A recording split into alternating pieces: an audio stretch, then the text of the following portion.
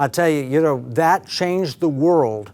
Joe Biden himself said, he said it to John McCain in a big audience. He said, if the stock market hadn't collapsed, you would have been elected president. The world is different because of that unfortunate incident.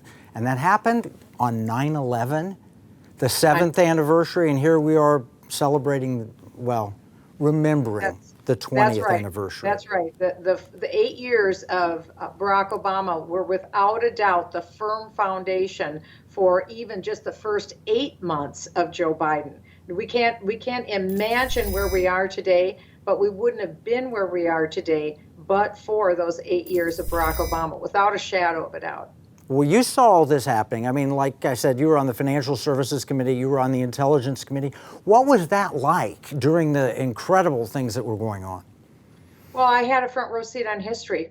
And the hottest issue of our day at that time was actually financial services, because beginning in 2006, but also really culminating in 2008, we saw the collapse of the housing market and we saw the collapse of our economy in the United States. It was a terrible time, as people recall. And so I sat on the committee that was chaired by none other than Representative Barney Frank, House Financial Services. And I saw what is now known as the Dodd-Frank bill chopped up in little pieces and presented one bill at a time. And each one of these bills, we had the Treasury Secretary, the head of the Fed, we had every leading economic person in front of our committee. And what was being proposed by the Obama administration had nothing to do with free market economics. It had everything to do with a complete and total takeover of the United States economy through shredding the Constitution.